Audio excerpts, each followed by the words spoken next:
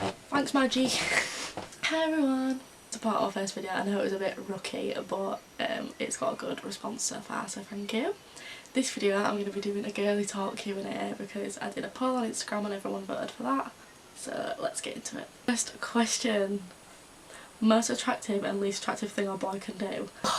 There's a lot. Cockiness, arrogance, rude, thinking he's like it in a bit. When someone just like knows they're fit.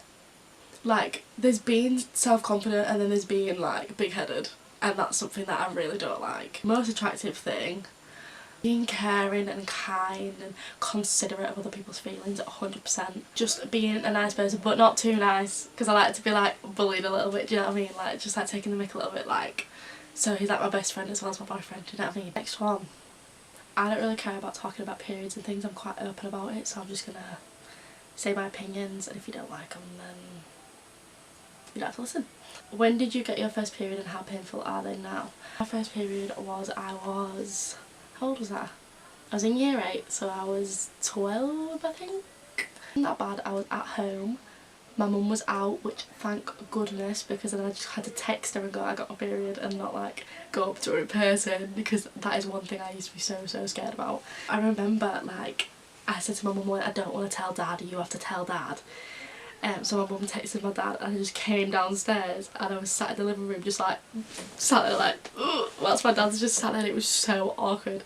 That's my first period story, quite boring, but I like this question. Have you ever got your heart broken? Oh girl, yes, I've had my heart broken. My first relationship was a year long, but that ended like mutually, so I wouldn't say my heart was broken then, because it was I kind of saw it coming.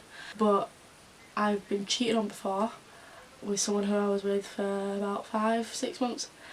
Getting cheated on is the worst feeling in the world.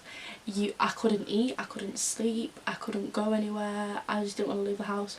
But if you're going through that, just know it don't last forever and you will feel better and you will stop crying, because girl, I remember thinking I'm never going to stop crying, I'm just never going to stop crying. You do, trust me, you do, and it's fine.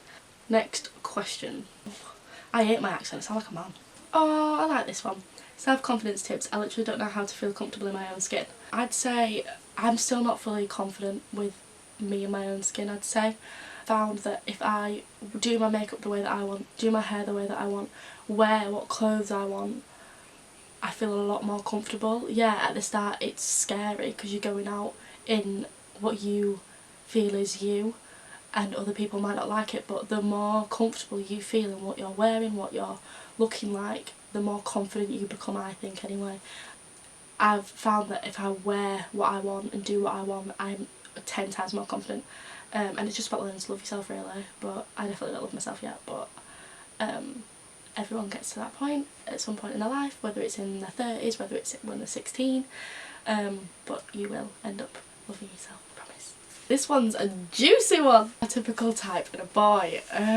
I kind of have a type, I don't. Like in my head I have a type, but I never actually get with that type. It's such a struggle. In my head it's just like tall, dark and handsome. Do you know what I mean? Like the classic girl, tall, dark and handsome. I never end up with that type, ever. Too bothered, to be fair. As long as they've got a lovely personality and they're going to treat me like amazing, it's fine. But I have like a tendency to go for really toxic boys, which isn't good. You live and you learn. I'll find someone who I love and cherish one day, hopefully. This next one, quite a few people have asked it, how do you get into a relationship? I'd say it just comes when it comes.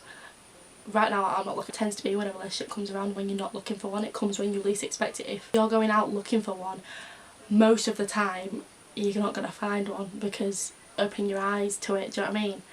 But when you're not looking for it, you can surprise yourself. So I'd say just hang in there. You don't need a boy to be happy. Can I just stress this enough? You don't need a boy to be happy, but if one comes along, one comes along. I absolutely love this question like so much. Do you think it's okay to grow out your armpit hair?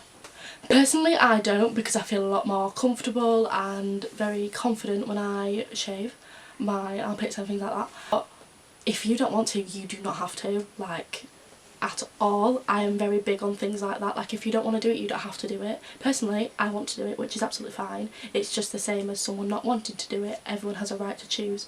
But if you don't want to do it, don't do it. You don't have to do it. It's not a requirement. Nothing's a requirement. So if you don't want to shave your armpits, girl, don't shave your armpits. You don't have to do that. This question I relate to.